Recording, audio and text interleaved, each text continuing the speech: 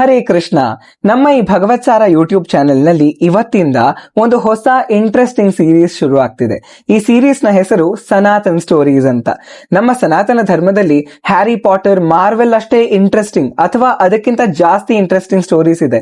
ಆದ್ರೆ ನಮ್ಮಲ್ಲಿ ತುಂಬಾ ಜನಗಳಿಗೆ ಆ ಸ್ಟೋರಿ ಗೊತ್ತೇ ಇಲ್ಲ. ಹಾಗಾಗಿ ಅದೇ ಸ್ಟೋರಿಗಳ ಜರ್ನಿಯನ್ನ ಎಕ್ಸ್ಪ್ಲೋರ್ ಮಾಡ್ತಾ ನಾವು ಈ ಸೀರೀಸ್ ಅನ್ನ ಇವತ್ತು ಶುರು ಮಾಡ್ತಿದೀವಿ. ಇದು ಈ ಸೀರೀಸ್ ನ ಮೊದಲ ಎಪಿಸೋಡ್. ನಮ್ಮೆಲ್ರಿಗೂ ತುಂಬಾ ಇಷ್ಟ ಆಗೋದು ಸೂಪರ್ ಹೀರೋಸ್. ಯಾಕಂದ್ರೆ ಅವ್ರ ಹತ್ರ ಸೂಪರ್ ಪವರ್ಸ್ ಇರುತ್ತೆ. ಒಬ್ರು ಟಕ ಅಂತ ಬಿಲ್ಡಿಂಗ್ಸ್ ಹತ್ ಬಿಡ್ತಾರೆ, ವೆಬ್ ಗಳನ್ನ ಬಿಡ್ತಾರೆ, ಮತ್ತೊಬ್ರ ಹತ್ರ ಹೈಟೆಕ್ ಫ್ಲೈಯಿಂಗ್ ಸೂಟ್ ಇದೆ, ಇನ್ನೊಬ್ರು ಹಾರೆ ಬಿಡ್ತಾರೆ, ಮತ್ತೊಬ್ರು ಹ್ಯಾಮರ್ ಇಟ್ಕೊಂಡಿದ್ದಾರೆ. ಇದೆಲ್ಲ ಅವರ ಸೂಪರ್ ಪವರ್ಸ್. ಇದ್ಯಾವುದು ನಮ್ಮ ಹತ್ರ ಇಲ್ಲ. ಹಾಗಾಗಿ ನಮ್ಗೋರು ಎಕ್ಸ್ಟ್ರಾರ್ಡಿನರಿ ಅನ್ನಿಸ್ತಾರೆ, ತುಂಬಾ ಇಷ್ಟ ಆಗ್ತಾರೆ. ಆದ್ರೆ ನಾವ್ ಅಬ್ಸರ್ವ್ ಮಾಡಿದ್ರೆ ಇವರೆಲ್ರಿಗೂ ವೀಕ್ನೆಸಸ್ ಕೂಡ ಇದೆ. ಹಲವಾರು ಜನಗಳಿಗೆ ವೆಪನ್ಸ್ ಇಲ್ದೇ ಇದ್ರೆ ಪವರ್ಸೇ ಇರೋದಿಲ್ಲ. ಆದ್ರೆ ಒಬ್ರಿದ್ದಾರೆ, ಅವರಿಗೆ ಯಾವುದೋ ಒಂದು ಆಬ್ಜೆಕ್ಟ್ ಇಂದ ಪವರ್ ಬರೋದಿಲ್ಲ. He is the very embodiment of super powers. ಅಂದ್ರೆ ಅವರ ಬಾಡಿಯ ಇಂಚಲ್ಲೂ ಕೂಡ ಸೂಪರ್ ಪವರ್ಸ್ ತುಂಬಿದೆ.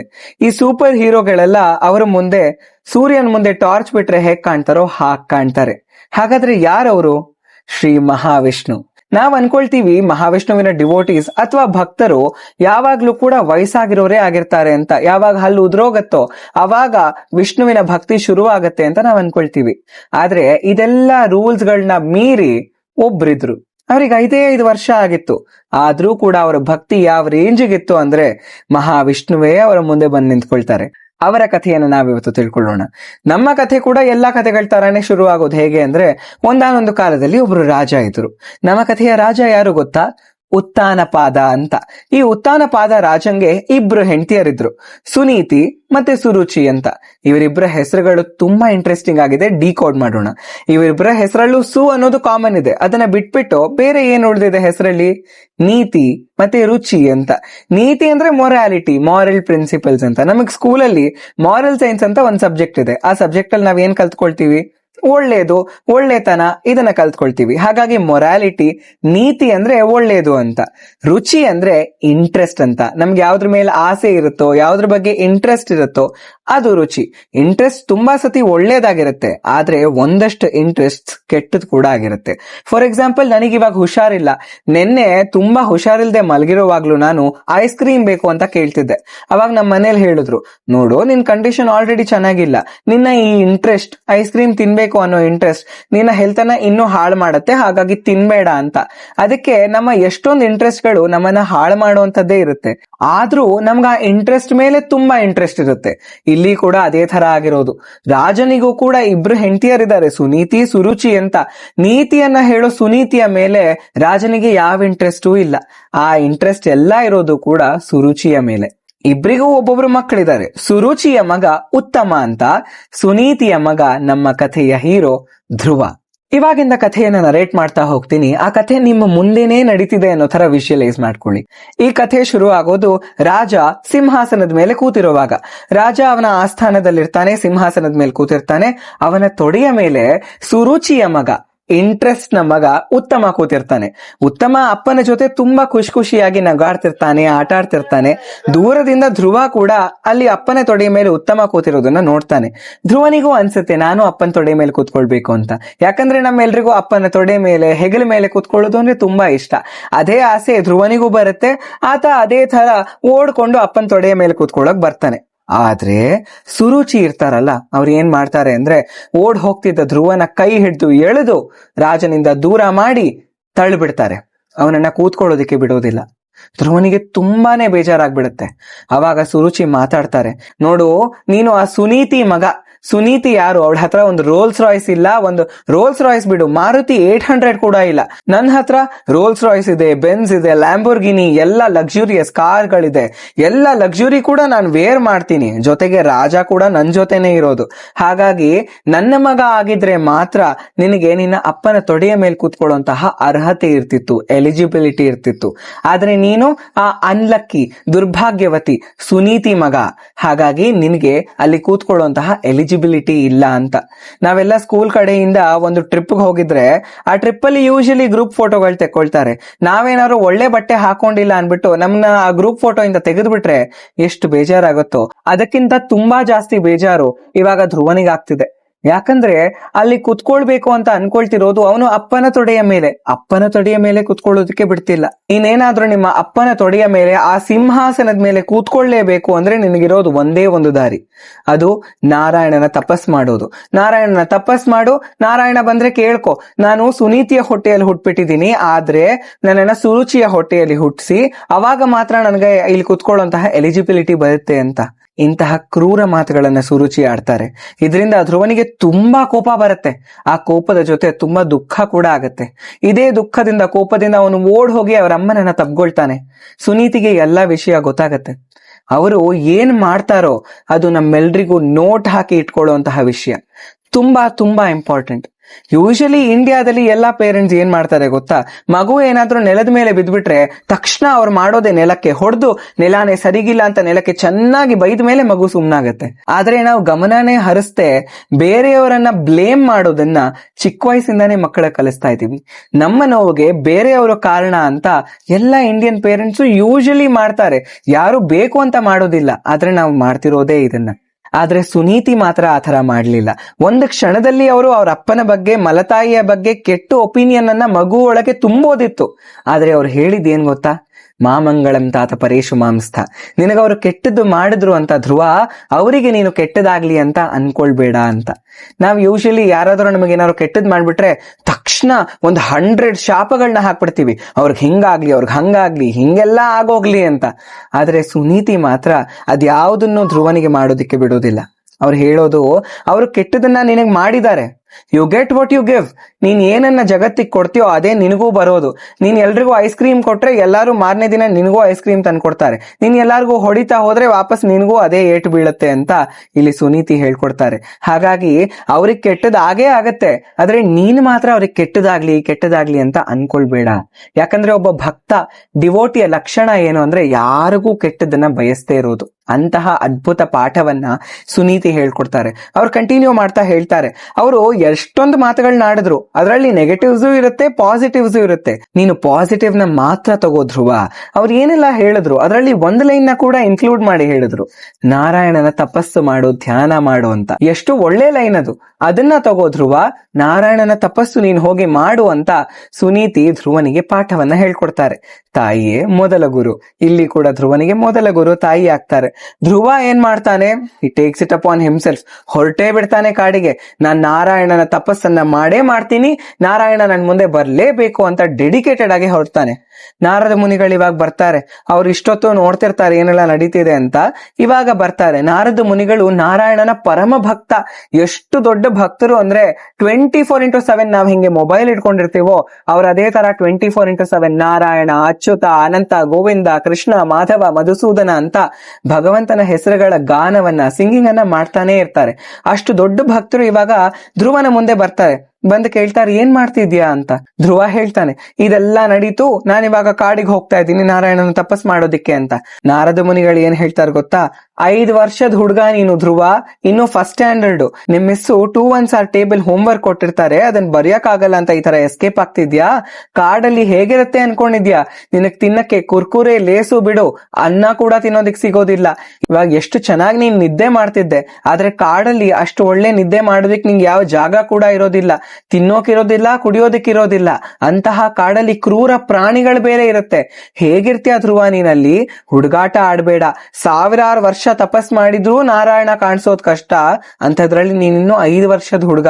ಯೋಗಿಗಳಿಂದಾನೇ ಕರ್ಸೋದಿಕ್ಕಾಗ್ಲಿಲ್ಲ, ನಿನ್ ಕರೆದ್ರೆ ಬರ್ತಾರ ಧ್ರುವ, ಹೊರಟೋಗು ವಾಪಸ್ ಅಂತ ಹೇಳ್ತಾರೆ. ನಾವಾಗಿದ್ದಿದ್ರೆ, ಓ ಹೌದಲ್ವಾ, ನನ್ ಕುರ್ಕುರೆ ಇಲ್ದೆ ಹೇಗಿರೋದಿಕ್ ಸಾಧ್ಯ, ವಾಪಸ್ ಮನೆಗೆ ಹೊರಟೋಗೋಣ ಅಂತ ಹೊರಟೋಗ್ತಿದ್ವಿ. ಆದ್ರೆ ಧ್ರುವ ಹಾಗೆ ಮಾಡ್ಲಿಲ್ಲ. ಒಂದ್ ಸತಿ ಏನಾದ್ರು ನಿಶ್ಚಯ ಮಾಡ್ಬಿಟ್ರೆ ಅದನ್ನ ಕಂಪ್ಲೀಟ್ ಮಾಡೋವರೆಗೂ ಧ್ರುವ ಬಿಡೋದಿಲ್ಲ. ನಾವು ಕೂತ್ಕೊಳ್ತೀವಿ ಓದೋಣ ಅಂತ, ಆದ್ರೆ ಟಿಂಗ್ ಅಂತ ಇನ್ಸ್ಟಾಗ್ರಾಮ್ ಮೆಸೇಜ್ ಬರುತ್ತೆ, ತಕ್ಷಣ ಇನ್ಸ್ಟಾಗ್ರಾಮ್ ಕಡೆ ಡೈವರ್ಟ್ ಆಗ್ಬಿಟ್ಟಿರ್ತೀವಿ. ಧ್ರುವ ಆ ತರ ಡೈವರ್ಟ್ ಆಗ್ಲಿಲ್ಲ. ಭಗವಂತನನ್ನ ನೋಡ್ಬೇಕು ಅಂತ ಅನ್ಕೊಂಡಿದ್ದ, ನೋಡ್ತೀನಿ ಅಂತ ಹೇಳ್ದ. ನಾರದರಿಗೂ ಹೇಳ್ದ, ನನ್ನ ಡೆಡಿಕೇಶನ್ ಈ ತರ ಇದೆ, ನಾನು ವಾಪಸ್ ಹೋಗೋದಿಲ್ಲ, ನನಗೆ ನಾರಾಯಣನೇ ಬೇಕು, ಬೇರೆ ಏನೂ ಬೇಡ ನನಗೆ ಅಂತ ಹೇಳ್ತಾರೆ. ಅವನ ಆ ಡೆಡಿಕೇಶನ್ ನನ್ನ ನೋಡಿ ನಾರದ ಮುನಿಗಳಿಗೆ ತುಂಬಾ ಖುಷಿ ಆಗತ್ತೆ. ಇಷ್ಟೊತ್ತು ನಾರದ ಮುನಿಗಳು ಯಾಕೆ ಹೀಗ್ ಮಾಡಿದ್ರು ಅಂದ್ರೆ ಅದು ಧ್ರುವನ ಟೆಸ್ಟ್.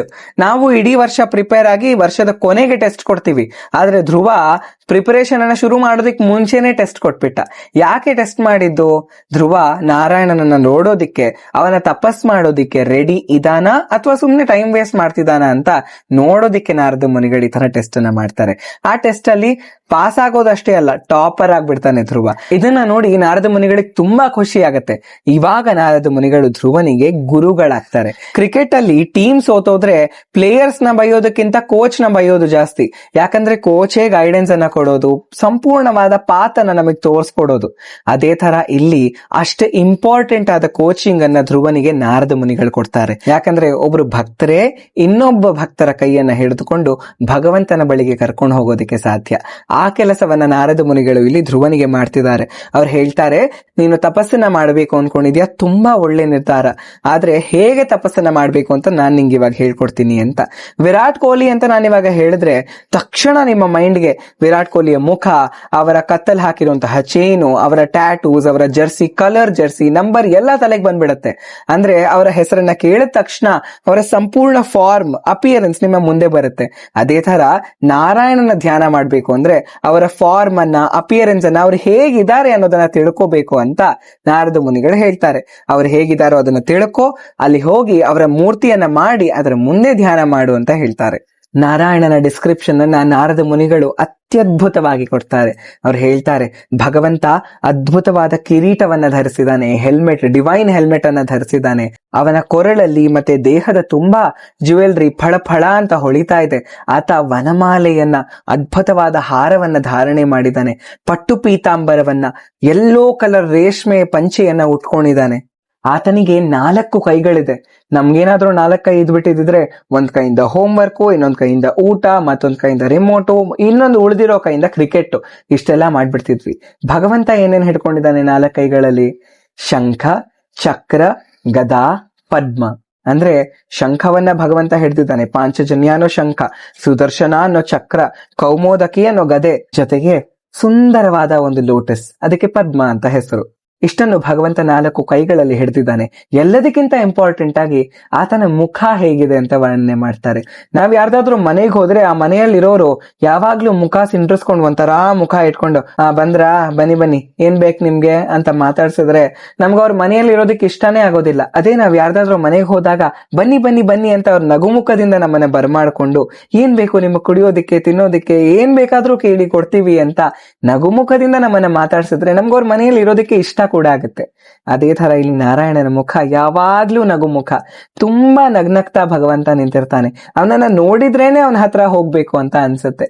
ಜೊತೆಗೆ ಭಗವಂತ ನಮ್ಮನ್ನ ಕರುಣೆಯಿಂದ, ಕೈಂಡ್ನೆಸ್ ಇಂದ ನೋಡ್ತಾನೆ. ನಾವು ಕೆಟ್ಟದನ್ನ ಮಾಡಿದ್ರೆ ಕೆಟ್ಟದನ್ನ ಅನುಭವಿಸ್ತೀವಿ. ಆದ್ರೆ ನಾವು ಭಗವಂತನ ಭಕ್ತರಾಗಿದ್ರೆ ಭಗವಂತ ನಮ್ಮನ್ನ ಆ ಕೆಟ್ಟದನ್ನ ಅನುಭವಿಸೋದಕ್ಕೂ ಕೂಡ ಬಿಡೋದಿಲ್ಲ. ಅಷ್ಟು ಕರುಣೆಯಿಂದ ನಮ್ಮ ಕಡೆ ಭಗವಂತ ನೋಡ್ತಾನೆ. ಹೀಗೆ ಭಗವಂತನ ರೂಪ ಇದೆ ಅಂತ ನಾರದ ಮುನಿಗಳು ಡಿಸ್ಕ್ರಿಪ್ಷನ್ ಅನ್ನ ಧ್ರುವನಿಗೆ ಕೊಡ್ತಾರೆ. ಈ ಡಿಸ್ಕ್ರಿಪ್ಷನ್ ನಂತರ ಅವ್ರು ಹೇಳ್ತಾರೆ, ಇವಾಗ ಬ್ಯಾಂಕ್ ಲಾಕರ್ಗೆ ಹೇಗೊಂದು ಕೀ ಇರುತ್ತೋ, ಆ ಕೀನ ಓಪನ್ ಮಾಡಿದ ತಕ್ಷಣ ಟ್ರೆಷರ್ ಸಿಗತ್ತೋ, ಆ ತರ ನಾರಾಯಣ ಅನ್ನೋ ಟ್ರೆಷರ್ ಅನ್ನ ನೀನು ಪಡ್ಕೊಳ್ಬೇಕು ಅಂದ್ರೆ ಒಂದು ಮಂತ್ರ ಇದೆ, ಆ ಮಂತ್ರವನ್ನ ನಾನು ಕೊಡ್ತೀನಿ ಅಂತ ನಾರದ ಮುನಿಗಳು ಒಂದು ಮಂತ್ರವನ್ನ ಉಪದೇಶ ಮಾಡ್ತಾರೆ. ಆ ಮಂತ್ರವೇ ಓಂ ನಮೋ ಭಗವತೆ ವಾಸುದೇವಾಯ. ಈ ಮಂತ್ರವನ್ನ ನಾರದ ಮುನಿಗಳು ಧ್ರುವನಿಗೆ ಕೊಟ್ಟು ಹೇಳ್ತಾರೆ, ಇಲ್ಲಿಂದ ಸ್ವಲ್ಪ ದೂರದಲ್ಲಿ ಮಧುವನ ಅನ್ನೋ ಫಾರೆಸ್ಟ್ ಇದೆ. ಆ ಫಾರೆಸ್ಟ್ ನ ಬದಿಯಲ್ಲೇ ಯಮುನಾ ನದಿ ಹರಿಯತ್ತೆ, ನೀನ್ ಅಲ್ಲಿ ಹೋಗಿ ನಿನ್ನ ತಪಸ್ಸನ್ನ ಮಾಡು ಅಂತ. ನಾರದ ಮುನಿಗಳು ಹೇಗೆ ಹೇಳ್ತಾರೋ ಧ್ರುವ ಕೂಡ ಅದನ್ನೇ ಮಾಡ್ತಾನೆ. ಮಧುವನಕ್ಕೆ ಹೋಗ್ತಾನೆ, ಯಮುನಾ ನದಿಯಲ್ಲಿ ಸ್ನಾನ ಮಾಡಿ, ಭಗವಂತನ ವಿಗ್ರಹ ಮಾಡಿ, ಹಲವಾರು ತಿಂಗಳಾನ್ಗಟ್ಲೆ ತಪಸ್ಸನ್ನ ಮಾಡ್ತಾನೆ. ಗ್ರಾಜುವಲಿ ತಿಂಡಿಯನ್ನ, ಊಟವನ್ನ ಎಲ್ಲ ಬಿಟ್ಬಿಡ್ತಾನೆ. ಘೋರ ತಪಸ್ಸನ್ನ ಧ್ರುವ ಮಾಡೋದಕ್ಕೆ ಶುರು ಮಾಡ್ತಾನೆ. ತಪಸ್ಸು ಅಂದ್ರೇನೆ ತಾಪ ಅಂತ. ತಪಸ್ಸು ವರ್ಡಲ್ಲೇ ತಾಪ ಇದೆ. ತಾಪ ಅಂದ್ರೆ ಡಿವೈನ್ ಹೀಟ್ ಅಂತ. ಯಾರಾದ್ರೂ ಒಬ್ರು ಬಂದ್ರೆ ಅವ್ರನ್ನ ನಿಂತ್ಕೊಂಡು ನಾವ್ ರೆಸ್ಪೆಕ್ಟ್ ಕೊಡ್ಬೇಕು ಅಂತ ಅನ್ಸುತ್ತೆ, ಯಾಕಂದ್ರೆ ಅವರ ಆರಾ ಹಾಗಿರುತ್ತೆ. ಇಲ್ಲಿ ಕೂಡ ಧ್ರುವನ ಆರಾ ಅಷ್ಟು ಹೆಚ್ಚಾಗ್ತಾ ಇದೆ. ತಾಪ ಎಷ್ಟು ಹೆಚ್ಚಾಗ್ತಾ ಇದೆ ಅಂದ್ರೆ ಮಧುವನದಲ್ಲಿರೋ ಧ್ರುವನ ತಾಪ ಸ್ವರ್ಗದಲ್ಲಿರೋ ದೇವತೆಗಳಿಗೂ ತಟ್ಟುತ್ತಾ ಇದೆ. ಅವರಿಗೂ ಕೂತ್ಕೊಳ್ಳೋದಕ್ಕೆ ಆಗ್ತಿಲ್ಲ, ಅಷ್ಟು ಜಾಸ್ತಿ ಇದೆ ಈ ತಾಪ. ಅವಾಗ ಅವ್ರು ಏನ್ ಮಾಡ್ತಾರೆ, ಕಾಪಾಡು ಶ್ರೀ ಸತ್ಯನಾರಾಯಣ, ನಾರಾಯಣನ ಹತ್ರನೇ ಹೋಗ್ತಾರೆ. ಹೇಳ್ತಾರೆ, ಭಗವಂತ ಕಾಪಾಡು, ನಮ್ ಕೂತ್ಕೊಳ್ಳಕ್ಕೆ ಆಗ್ತಿಲ್ಲ, ಅಷ್ಟು ತಾಪ ಬರ್ತಾ ಇದೆ, ಅಷ್ಟು ಡಿವೈನ್ ಹೀಟ್ ಇದೆ, ಹೇಗಿದೆಲ್ಲ ಸಾಧ್ಯ ಅಂತ ಹೇಳ್ತಾರೆ. ಭಗವಂತ ನಗ್ನಗ್ತಾ ಹೇಳ್ತಾನೆ, ಅದು ನನ್ನ ಭಕ್ತನ ಪ್ರಭಾವ, ಅವನ ತಪಸ್ಸಿನ ತಾಪ ಅಷ್ಟು ಜಾಸ್ತಿ ಇದೆ, ಸ್ವರ್ಗಲೋಕದಲ್ಲೂ ನಿಮ್ಗಳಿಗೆ ಕೂತ್ಕೊಳ್ಳೋದಕ್ಕಾಗ್ತಿಲ್ಲ, ಇವಾಗ ನಾನು ಅವನಿಗೆ ದರ್ಶನ ಕೊಡೋ ಸಮಯ ಬಂದಿದೆ, ನಾನು ಹೊರಡ್ತೀನಿ ಅಂತ. ಗರುಡ ಗಮನ ತವ ಚರಣ ಕಮಲಮಿಹ ಮನಸಿಲ ಸತು ಮಮ ನಿತ್ಯಂ. ಗರುಡನ ಮೇಲೆ ಭಗವಂತ ಕೂತ್ಕೊಂಡು ಛಟ್ ಅಂತ ಮಧುವನಕ್ಕೆ ಬಂದ್ಬಿಡ್ತಾನೆ. ಯಾವ ವಂದೇ ಭಾರತೂ ಇಲ್ಲ, ಯಾವ ಶತಾಬ್ದಿನೂ ಇಲ್ಲ, ಅದಕ್ಕಿಂತ 1000 ಟೈಮ್ಸ್ ಜಾಸ್ತಿ ಪವರ್ ಅನ್ನ ಸ್ಪೀಡ್ ಅನ್ನ ಗರುಡ ದೇವ ಹೊಂದಿದ್ದಾರೆ. ಅವರೇ ಡಿವೈನ್ ವೆಹಿಕಲ್ ನಮ್ಮ ನಾರಾಯಣನಿಗೆ. ಆ ಗರುಡನ ಮೇಲೆ ಕುತ್ಕೊಂಡು 1 ಸೆಕೆಂಡ್ಗೆ ಅವರು ಮಧುವನಕ್ಕೆ ಬಂದ್ಬಿಡ್ತಾರೆ. ಮಧುವನಕ್ಕೆ ಬಂದ ಮೇಲೆ ನಾರಾಯಣ ಬಂದು ಧ್ರುವನ ಮುಂದೆ ನಿಂತಿದ್ದಾರೆ. ಆದ್ರೂ ಧ್ರುವನಿಗೆ ಗೊತ್ತಾಗ್ತಾನೆ ಇಲ್ಲ ನಾರಾಯಣ ಬಂದಿದ್ದಾರೆ ಅಂತ. ನಾರದ ಮುನಿಗಳು ಯಾವ ಡಿಸ್ಕ್ರಿಪ್ಷನ್ ಅನ್ನ ಕೊಟ್ಟಿದ್ರೋ ಅದೇ ಡಿಸ್ಕ್ರಿಪ್ಷನ್ ಅನ್ನ ವಿಜುವಲೈಸ್ ಮಾಡ್ಕೊಳ್ತಾ ಮನಸ್ಸಲ್ಲೇ ನಾರಾಯಣನ ನೋಡ್ತಾ ಧ್ರುವ ಘೋರ ತಪಸ್ಸನ್ನ ಮಾಡ್ತಿದ್ದಾನೆ. ನಾರಾಯಣ ಬಂದ್ರೂ ಆತನಿಗೆ ಗೊತ್ತಾಗೋದಿಲ್ಲ. ಅವಾಗ ನಾರಾಯಣ ಏನ್ ಮಾಡ್ತಾರೆ ಗೊತ್ತಾ, ಅವನ ಮನಸ್ಸಲ್ಲಿ ಯಾವ ಬಿಂಬವನ್ನ, ಯಾವ ವಿಜುವಲೈಸೇಷನ್ ಅನ್ನ ಅವ್ನು ನೋಡ್ತಿದ್ದಾನೋ ಆ ವಿಜುವಲೈಸೇಷನ್ ಅನ್ನ ಕದ್ಕೊಂಡ್ಬಿಡ್ತಾರೆ. ಅವಾಗ ಧ್ರುವನ ಮನಸ್ಸು ಬ್ಲಾಂಕ್ ಆಗ್ಬಿಡುತ್ತೆ, ಕತ್ತಲಾಗ್ಬಿಡುತ್ತೆ. ಇಷ್ಟೊತ್ತು ನಾರಾಯಣ ಕಾಣ್ತಿದ್ದ, ಎಲ್ಲಿ ಹೋದ ನಾರಾಯಣ ಅಂತ ಕಣ್ಣು ಬಿಟ್ಟ ತಕ್ಷಣ ಒಳಗಿರೋ ನಾರಾಯಣನಿಗಿಂತ 1000 ಟೈಮ್ಸ್, ಕ್ರೋರ್ ಟೈಮ್ಸ್ ಜಾಸ್ತಿ ಬ್ಯೂಟಿಫುಲ್ ಆಗಿ ನಿಜವಾದ ನಾರಾಯಣ ಮುಂದೆ ನಿಂತಿದ್ದಾರೆ. ನಾವು ಒಬ್ರು ಸೆಲೆಬ್ರಿಟಿಯನ್ನ ನೋಡಿದ್ರೇನೆ ಎಷ್ಟು ಎಕ್ಸೈಟೆಡ್ ಆಗ್ತೀವಿ, ಅಂತದ್ರಲ್ಲಿ ಇವಾಗ ಬಂದಿರೋದು ಯಾರು? ಅಖಿಲಾಂಡ ಕೋಟಿ ಬ್ರಹ್ಮಾಂಡ ನಾಯಕ. ಒಂದು ಸಿಂಪಲ್ ಅಂಡರ್ಸ್ಟ್ಯಾಂಡಿಂಗ್ ಮಾಡ್ಕೊಳ್ಳೋಣ. ನಾವಿರೋದು ಕರ್ನಾಟಕದಲ್ಲಿ, ಕರ್ನಾಟಕ ಇರೋದು ಇಂಡಿಯಾದಲ್ಲಿ, ಇಂತಹ ಹಲವಾರು ದೇಶಗಳಿರೋದು ಏಷ್ಯಾ ಅನ್ನೋ ಕಾಂಟಿನೆಂಟ್ ನಲ್ಲಿ, ಈ ತರ ಹಲವಾರು ಕಾಂಟಿನೆಂಟ್ ಗಳಿರೋದು ಅರ್ತ್ ನಲ್ಲಿ, ಈ ತರ ಹಲವಾರು ಪ್ಲಾನೆಟ್ಸ್ ಇರೋದು ಸೋಲಾರ್ ಸಿಸ್ಟಮ್ ನಲ್ಲಿ, ಆ ತರ ಹಲವಾರು ಸೋಲಾರ್ ಸಿಸ್ಟಮ್ ಗಳಿರೋದು ಒಂದು ಗ್ಯಾಲಾಕ್ಸಿಯಲ್ಲಿ, ಆ ತರ ತುಂಬಾ ಗ್ಯಾಲಾಕ್ಸಿಗಳಿರೋದು ಒಂದು ಯೂನಿವರ್ಸ್ ಅಲ್ಲಿ. ಅಂತಹ ಲೆಕ್ಕನೇ ಇಲ್ದೇ ಇರೋಷ್ಟು ಯೂನಿವರ್ಸ್ ಗಳಿಗೆ ಒಬ್ಬರೇ ನಾಯಕ, ಅವರೇ ಶ್ರೀಮನ್ನಾರಾಯಣ. ಆ ಶ್ರೀಮನ್ನಾರಾಯಣ ಇವಾಗ ಬಂದು ಮಧುವನದಲ್ಲಿ ಧ್ರುವನಿಗೋಸ್ಕರ ಬಂದು ನಿಂತಿದ್ದಾರೆ. ಧ್ರುವನಿಗೆ ಎಷ್ಟು ಆನಂದ ಆಗಿರ್ಬೇಕು. ಆ ಆನಂದದಲ್ಲಿ ಅವ್ರಿಗೆ ಮಾತಾಡೋಕೆ ಬರ್ತಿಲ್ಲ. ನಾವು ಅನ್ಕೊಳ್ತೀವಿ, ನಾವು ಏನಾದ್ರೂ ವಿರಾಟ್ ಕೊಹ್ಲಿಯನ್ನ ಮೀಟ್ ಮಾಡಿದ್ರೆ ಇದೆಲ್ಲ ಮಾತಾಡ್ಬೇಕು ಅಂತ, ಆದ್ರೆ ಆಕ್ಚುಲ್ ಆಗಿ ಯಾವಾಗ ಮೀಟ್ ಮಾಡ್ತೀವೋ ಅವಾಗ ಏನ್ ಮಾತೇ ಬರೋದಿಲ್ಲ. ಇನ್ನು ಇಲ್ಲಿ ಬಂದು ನಿಂತಿರೋದು ನಾರಾಯಣ. ಧ್ರುವನಿಗೂ ಹಾಗೆ ಆಗೋಗಿದೆ. ತುಂಬಾ ಹೊಗಳ್ಬೇಕು, ಭಗವಂತನನ್ನ ಹಾಡಿ ಹೊಗಳ್ಬೇಕು ಅಂತ ಅನ್ಕೊಳ್ತಾರೆ, ಆದ್ರೆ ಮಾತೇ ಬರ್ತಿಲ್ಲ. ಈ ಭಾವವನ್ನ ನಾರಾಯಣ ಅರ್ಥ ಮಾಡ್ಕೊಳ್ತಾರೆ. ನಾವು ಮನಸ್ಸು ಬಿಚ್ಚಿ ಮನಸ್ಸಲ್ಲಿರೋದು ಏನು ಹೇಳ್ದೇ ಇದ್ರು ನಾರಾಯಣ ಮನಸ್ಸಲ್ಲಿ ಏನಿದೆ ಅಂತ ಅವರೇ ಅರ್ಥ ಮಾಡ್ಕೊಂಡು ನಮ್ಮ ಪ್ರಶ್ನೆಗಳಿಗೆ ಉತ್ತರ ಕೊಟ್ಬಿಡ್ತಾರೆ. ಇಲ್ಲಿ ಕೂಡ ಧ್ರುವನ ಮನಸ್ಥಿತಿಯನ್ನ ಅರ್ಥ ಮಾಡ್ಕೊಂಡು ಅವರ ಪಾಂಚಜನ್ಯ ಶಂಖವನ್ನ ಧ್ರುವನ ಕೆನ್ನೆಯ ಮೇಲಿಡ್ತಾರೆ. ಕೆನ್ನೆಯ ಮೇಲೆ ಇಟ್ಟಿದ್ದೇ ತಡ ಧ್ರುವ ವೇದ ಮಂತ್ರಗಳನ್ನ ಹಾಡೋದಿಕ್ಕೆ ಶುರು ಮಾಡ್ಬಿಡ್ತಾನೆ. ಅಷ್ಟು ಚೆನ್ನಾಗಿ ಭಗವಂತನ ವರ್ಣನೆಯನ್ನ ಮುಗಿಸಿದ ಮೇಲೆ ನಾರಾಯಣ ಧ್ರುವನ ಭಕ್ತಿಯಿಂದ ಸಂತುಷ್ಟನಾಗಿ ವರಗಳನ್ನ ಕೊಡ್ತಾನೆ. ಭಗವಂತ ಹೇಳ್ತಾನೆ, ನೀನು ರೆಕಗ್ನಿಷನ್ ಅನ್ನ ಬಯಸ್ತಿದ್ದೆ, ನಿನ್ನ ಮನೆಯಲ್ಲಿ ನಿನಗೆ ರೆಕಗ್ನಿಷನ್ ಸಿಗ್ಲಿಲ್ಲ, ರಿಜೆಕ್ಷನ್ ಮಾತ್ರ ಸಿಕ್ತು. ಆದ್ರೆ ಎಷ್ಟು ಒಳ್ಳೆ ರೆಕಗ್ನಿಷನ್ ಅನ್ನ ಕೊಡ್ತೀನಿ ಅಂದ್ರೆ, ಅದೇ ಸಿಂಹಾಸನದ ಮೇಲೆ ಕೂತ್ಕೊಂಡು ನೀನು 36,000 ವರ್ಷಗಳ ಕಾಲ ರಾಜ್ಯ ಆಳ್ತೀಯ, ಒಬ್ಬರು ಶತ್ರುವಿನ ಕಾಟ ಇರೋದಿಲ್ಲ, ಹಾಗೆ ರಾಜ್ಯವನ್ನ ಆಡಳಿತ ಮಾಡ್ತೀಯ. ನಿನ್ನ ಜೀವನ ಮುಗಿದ ನಂತರ ನಿನಗೆ ಶಿಂಶುಮಾರ ಲೋಕದ ಕೆಳಗೆ ಧ್ರುವ ಲೋಕ ಅಂತ ನಿನಗೇ ಒಂದು ಲೋಕವನ್ನ ಬರ್ಕೊಡ್ತಿದ್ದೀನಿ ನಾನು. ಧ್ರುವ ತಾರೆ ಆಗ್ತೀಯ ನೀನು. ಅಲ್ಲಿ ಸಪ್ತಋಷಿಗಳು, ನಮ್ಮ ಪ್ರಿನ್ಸಿಪಾಲ್ ಎಷ್ಟು ಪವರ್ಫುಲ್ಲೋ ಅದಕ್ಕೆ 100 ಟೈಮ್ಸ್ ಜಾಸ್ತಿ ಪವರ್ಫುಲ್ಲು ಸಪ್ತಋಷಿಗಳು. 7 ಜನ ಋಷಿಗಳು. ಆ ಸಪ್ತಋಷಿಗಳು ನಿನ್ನ ಲೋಕಕ್ಕೆ ಪ್ರದಕ್ಷಿಣೆ ಮಾಡ್ಬೇಕು. ನಾವು ಹೇಗೆ ದೇವಸ್ಥಾನದ ಪ್ರದಕ್ಷಿಣೆ ಮಾಡ್ತೀವೋ ಆ ತರ ನಿನ್ನ ಲೋಕವನ್ನ ಅವರು ಪ್ರದಕ್ಷಿಣೆ ಮಾಡ್ಬೇಕು. ಅಂತಹ ಲೋಕವನ್ನ ನಾನು ನಿನಗೆ ನಿರ್ಮಿಸ್ಕೊಡ್ತಿದ್ದೀನಿ, ಧ್ರುವತಾರೆ ಆಗ್ತೀಯ ನೀನು ಧ್ರುವ ಅಂತ ವರವನ್ನ ಕೊಡ್ತಾರೆ. ಇವತ್ತಿಗೆ ಆ ಧ್ರುವತಾರೆಯನ್ನ ನಾವು ಪೋಲ್ ಸ್ಟಾರ್ ಅಂತ ಕರಿತೀವಿ. ಆ ಪೋಲ್ ಸ್ಟಾರ್ ನಮಗೆ ಆಸ್ಟ್ರಾನಮಿಯಲ್ಲಿ ತುಂಬಾ ಗೈಡ್ ಮಾಡುತ್ತೆ. ಲ್ಯಾಟಿಟ್ಯೂಡ್ ನ್ಯಾವಿಗೇಷನ್ಸ್ ಅನ್ನ ಕೂಡ ಅದೇ ಕೊಡುತ್ತೆ, ಡೈರೆಕ್ಷನ್ಸ್ ಅನ್ನ ತೋರಿಸುತ್ತೆ, ಸ್ಯಾಟಲೈಟ್ ಟ್ರ್ಯಾಕಿಂಗ್ ಗೆ ಹೆಲ್ಪ್ ಮಾಡುತ್ತೆ. ಅಂತಹ ಪೋಲ್ ಸ್ಟಾರ್ ನಂತಹ ರೆಕಗ್ನಿಷನ್ ಅನ್ನ ಭಗವಂತ ಧ್ರುವನಿಗೆ ಕೊಡ್ತಾರೆ. ಇಷ್ಟೆಲ್ಲ ಕೊಟ್ಬಿಟ್ಟು ಧ್ರುವನನ್ನ ಕೇಳ್ತಾರೆ, ಇನ್ನೂ ಏನಾದ್ರೂ ವರ ಬೇಕಾ ನಿಂಗೆ ಅಂತ. ಅವಾಗ ಧ್ರುವ ಹೇಳ್ತಾನೆ, ನಾನು ಇಷ್ಟಪಟ್ಟಿದ್ದು ಒಂದು ಕಿಟ್ಕ್ಯಾಟ್ ಚಾಕ್ಲೇಟ್ ನ ಮಾತ್ರ, ಆದ್ರೆ ನೀವು ನನಗೆ ಕಿಟ್ಕ್ಯಾಟ್ ಫ್ಯಾಕ್ಟ್ರಿಯನ್ನೇ ಕೊಟ್ಬಿಟ್ಟಿದ್ದೀರಾ. ಎಂಡ್ಲೆಸ್ ಆಗಿ ನಾನು ಕಿಟ್ಕ್ಯಾಟ್ ತಿಂತಾನೆ ಇರ್ಬೋದು, ಅಷ್ಟು ವರಗಳನ್ನ ಕೊಟ್ಟಿದ್ದೀರಾ. ಆದ್ರೂ ಇನ್ ಒಂದೇ ಒಂದು ವರ ಇದೆ ಅಂತ ಕೇಳ್ತಾನೆ.